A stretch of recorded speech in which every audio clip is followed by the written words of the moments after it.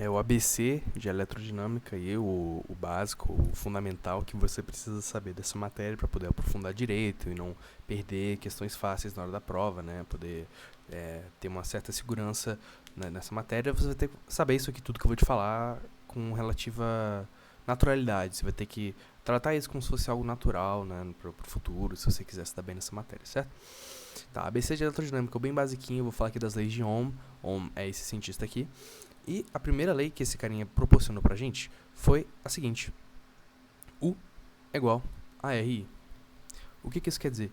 Que a diferença de potencial em um circuito, em um condutor, é dado pelo produto de sua resistência pela corrente elétrica. Tá. Primeiro eu vou ter que falar o que é corrente, o que é DDP e o que é resistência. Então eu vou falar aqui, escrever aqui do lado. DDP, diferença de potencial, ou U, V também pode ser, U ou V, é como se fosse o desnível de uma cachoeira, certo? O que faz a água fluir, né, de um ponto de maior energia potencial para um ponto de menor energia potencial é a gravidade. Se você tiver uma água aqui, vai ter um fluxo, uma vazão, que vai fazer a água ir do ponto mais alto para o ponto mais baixo. E para a eletrodinâmica não é diferente. Só que ao invés de se tratar de água, a gente vai tratar do movimento de cargas, ou dos portadores de cargas, certo? E quando os portadores de carga se movimentam devido a uma diferença de potencial elétrico, isso gera uma corrente elétrica. Corrente elétrica é medido em ampere, certo? Que é o ΔQ sobre o ΔT. O que seria o ΔQ? Variação da carga por um determinado período de tempo. E isso aqui é dado em ampere, ou coulomb por segundo. Tranquilo? E a resistência é medida em ohms, certo? O que é a resistência média? A resistência média, o quão difícil é, o quão esse objeto, né, resistividade para objetos, o quão difícil é ou quão fácil, né, desse objeto deixar elétrons, né, correntes né, elétricas, fluir por ele, né? Por exemplo, vamos supor que você tem um pedaço aqui de um material tipo madeira, certo? Você quer um pedaço de madeira, e você liga ele no seu circuito. Madeira é um isolante, né? Ou seja, você vai ter que colocar uma carga muito alta, uma corrente muito alta para que cargas de fato atravessem por aqui. E o que isso quer dizer? Ora, quer dizer que a madeira não quer que corrente passe por ela, digamos assim. Ela resiste muito bem à passagem de, nesse caso, elétrons para uma bateria aqui, certo?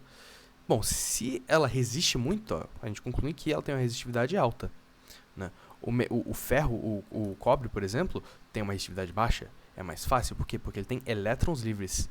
Elétrons livres. E por que ele tem elétrons livres? Você vai ter que ir lá na aula que eu dei de ligações químicas para entender essas propriedades dos materiais, mas é basicamente isso. Não precisa se esquentar muito para física. No que tange física, isso não é a nossa preocupação. Isso você estuda na química.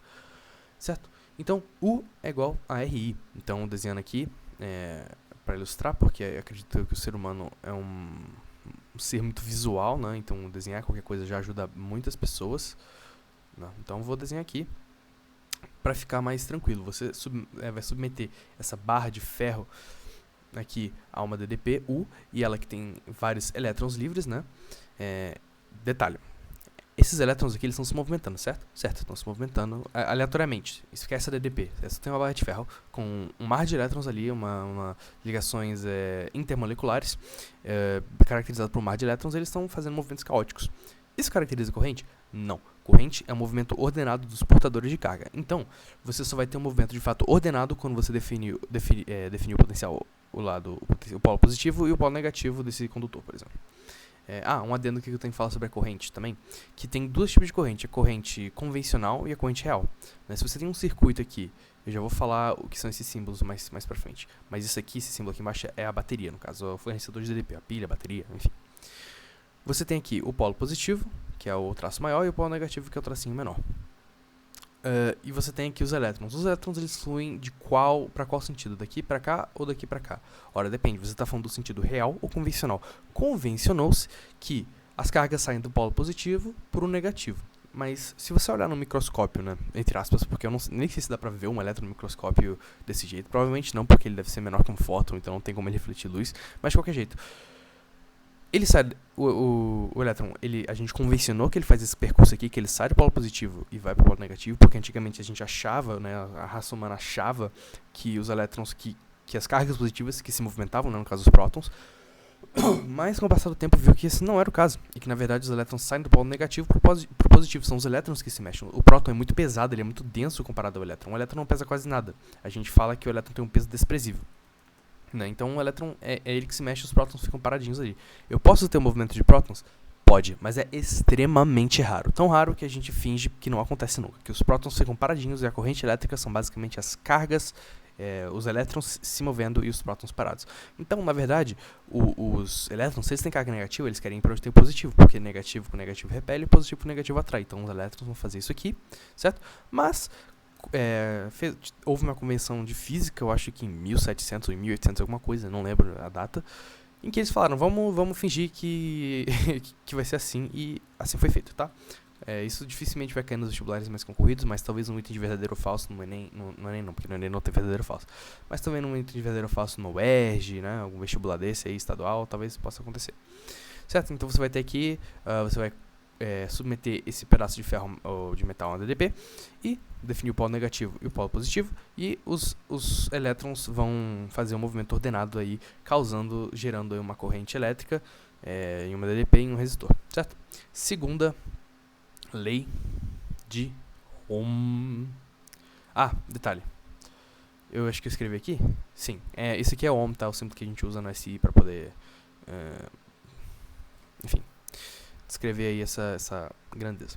Segunda lei de Ohm diz o seguinte, que a resistividade de um material, você vai calcular qual é a resistividade de qualquer coisa. Se eu pegar, por exemplo, um pedaço de carvão e colocar ele num circuito, qual é a resistividade que ele vai me dar?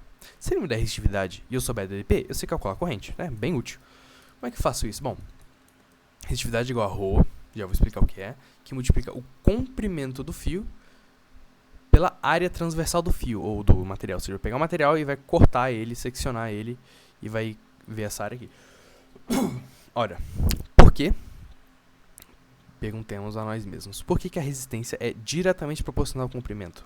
Não, vamos fazer a área primeiro. Por que é inversamente proporcional à área? Por que quando eu aumento a área de um condutor, a resistência desce? Ora, é bem intuitivo se você pensar da seguinte maneira. Você tem aqui a área, uma certa área, e você é um elétron. Vamos supor que você é um elétron e você quer atravessar por essa área sem perdendo a menor quantidade de energia possível, né? O que você tem que ter em mente, né, quais são seus objetivos para completar essa missão? De novo, qual é a missão? A missão é chegar do ponto A até o ponto B e dissipando o mínimo de energia possível, tá? Você é um elétron. O que você precisa fazer para atingir o objetivo? Bom, primeiro, esbarrar em uma menor quantidade de coisas possível. Esbarrar o mínimo possível em qualquer coisa.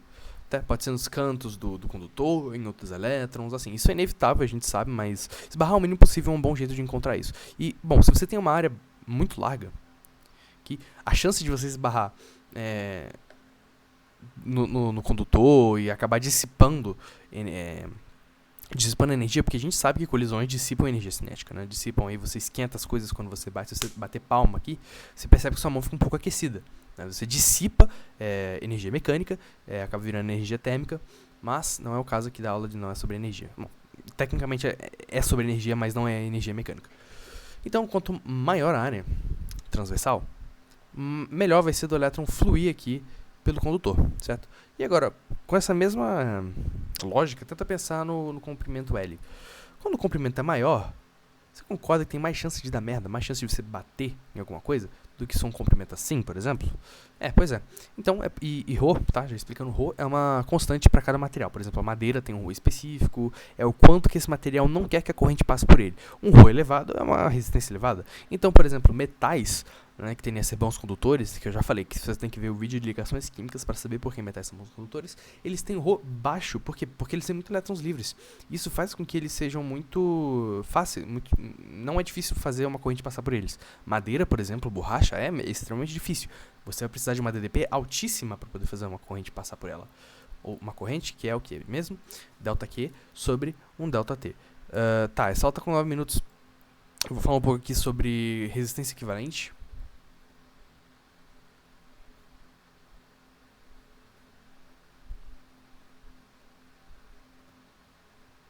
Eu vou falar aqui um pouco sobre resistência equivalente.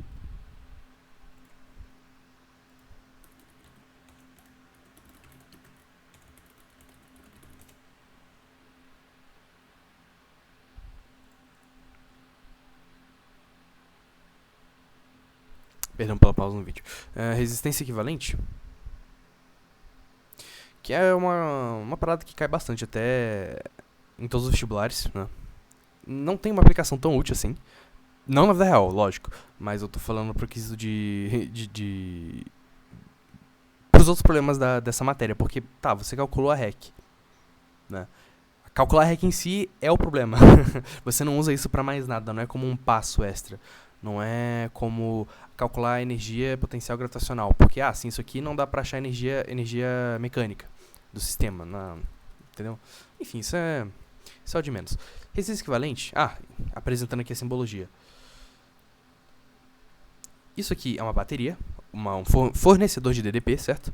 Polo positivo, polo negativo, que é dado em volts. Esse aqui é um resistor, é só um símbolo que a gente usa para resistor. O resistor na vida real, na verdade tudo tem sua resistência, inclusive você, né? Você é um resistor. Na vida real ele é mais ou menos uma coisa mais ou menos assim, com uns tracinhos aqui, enfim. Mas, no vestibular e na vida a gente faz esse tracinho. É um R aqui. Isso aqui, esse retângulozinho aqui, é um fio sem resistência nenhuma. O que isso quer dizer? Quer dizer que daqui até aqui, o potencial é igual. Se tem um potencial V aqui o U, aqui é U também. Aqui já é U'. Por quê? Porque ele passou por um resistor, ele teve que perder a DDP. Aqui também é U', porque não teve, certo, um jeito aí dele dissipar a DDP. Bacana? Então, esses aqui são alguns símbolos para você já ir se acostumando. Tem um capacitor também, mas isso aí eu vou deixar para outra aula, talvez se não der tempo aqui. Tá? Resistência equivalente. O que é resistência equivalente? É você ter um resistor que faz o trabalho de todos os resistores do circuito. Por exemplo, deixa eu apagar isso aqui na verdade. Vamos supor que você tem um circuito muito feio. Tipo, credo, horroroso. Uma coisa mais ou menos assim.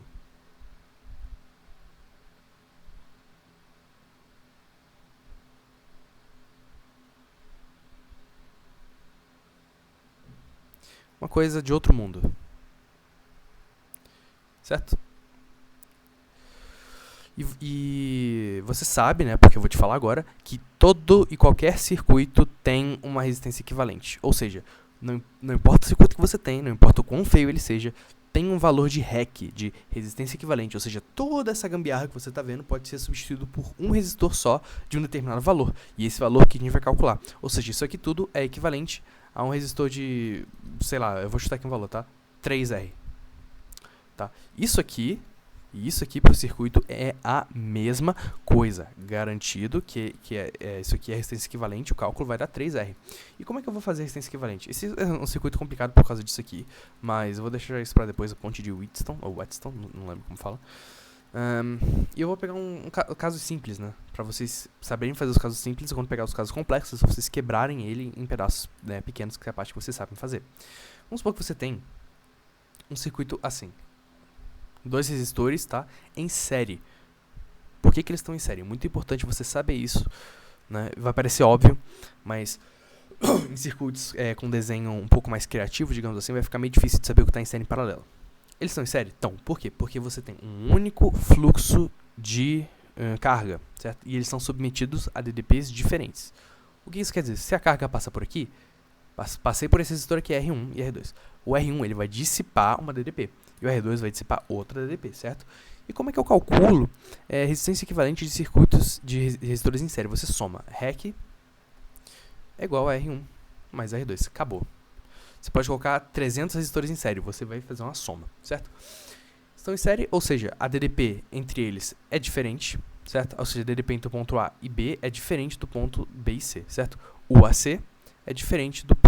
o AB é diferente de U, B, C, certo? Beleza. Então, os resistores estão em série.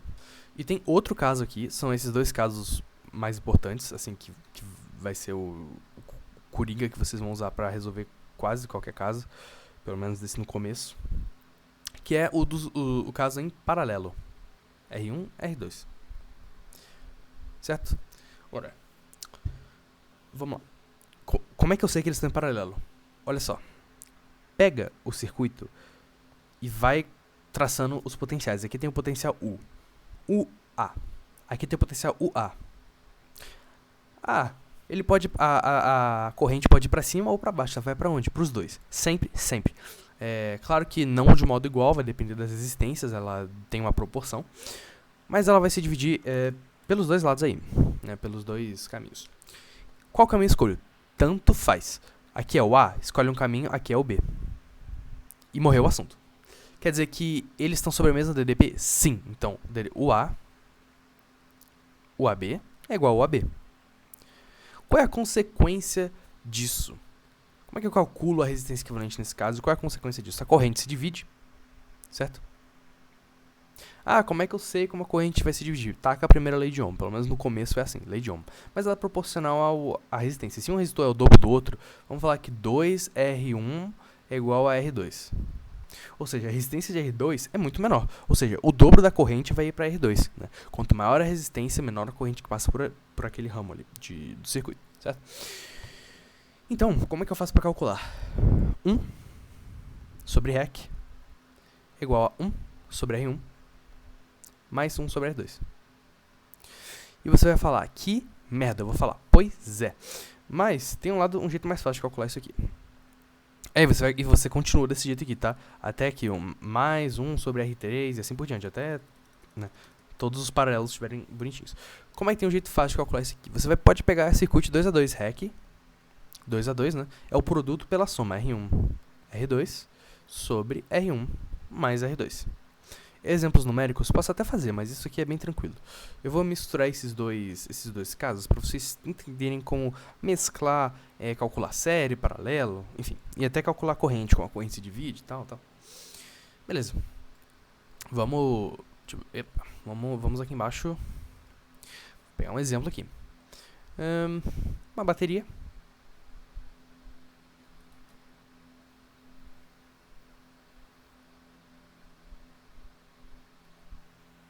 Eu tinha dito que calcular a resistência equivalente não serve para muita coisa. Na verdade, serve para um propósito interessante, que é a gente calcular a corrente que passa pelo circuito, que é inclusive o que eu acho que seria uma boa de fazer aqui. Certo?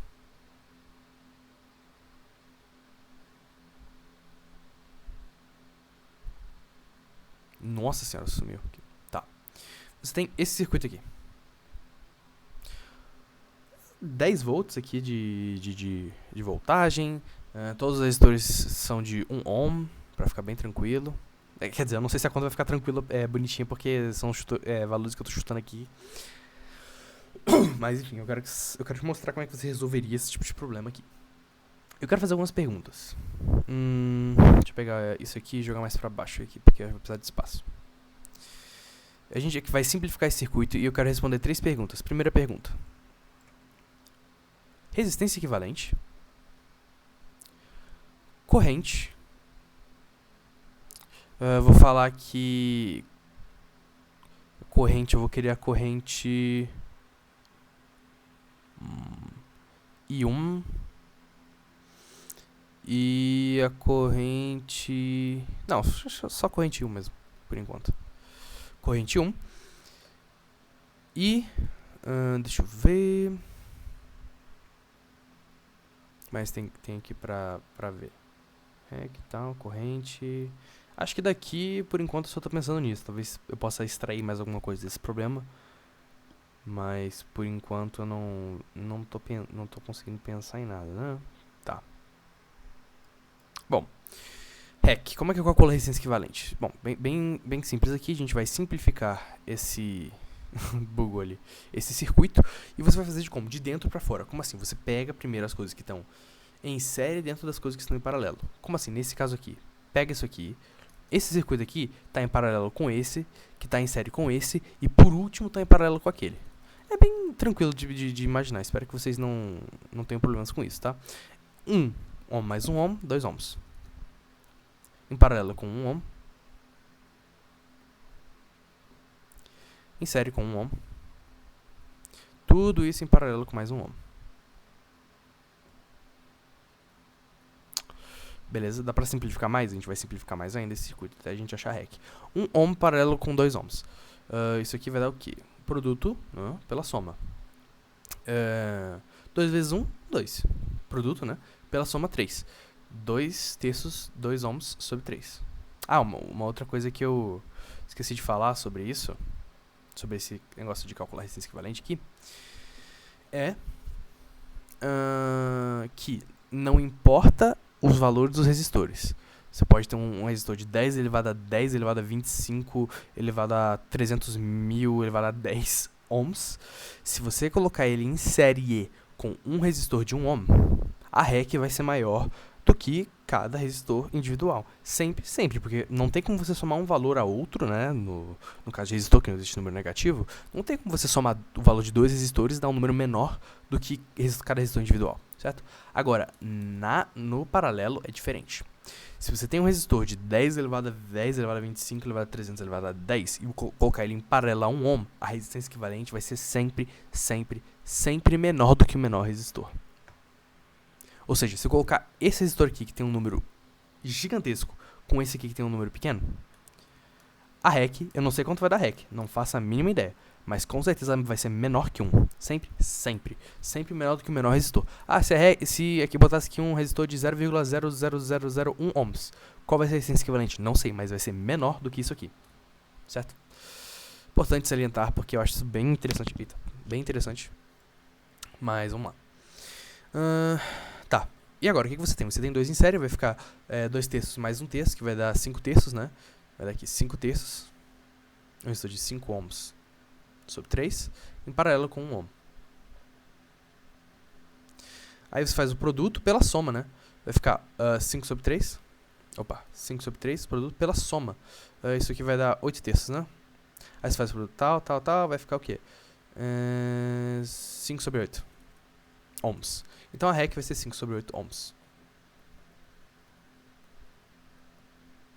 Perceba que deu menor que 1, né?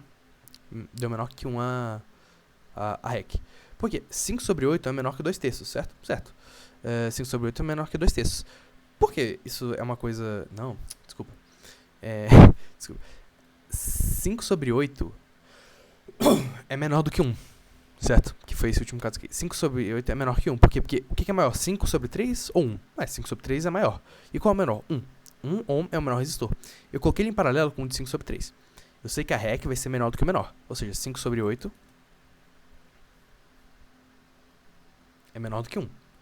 Isso aqui é bom para você validar cálculo também. Se você achar a REC de 2 paralelos em que a REC é maior do que algum dos dois resistores, você cometeu algum erro de conta, certo? Algum erro de conta aí que não tá batendo. Bom, esse vídeo tá meio longo, então, 20 e poucos minutos, acabei perdendo a noção do tempo. Ao invés de calcular a corrente 1, que talvez demore mais um pouco, eu vou calcular a corrente I total do circuito. Que é literalmente 2 linhas de matemática. U é igual a REC I. U é igual a REC I. Sempre, sempre, sempre REC I. U, 10 volts. REC, deu quanto? 5 sobre 8, né? 5 sobre 8 vezes I. 80 sobre 5 é igual a corrente. Temos então que a corrente é igual a 1,16 ampere. Beleza? Desculpa a demora aí, vai ter uma parte 2, a gente vai fazer REC de circuitos muito mais complexos, malha infinita e afins, capacitores. Então fiquem atentos porque vai ter mais coisa que isso. Aqui só o ABC, o basiquinho que você tem que saber dessa matéria, beleza? Valeu!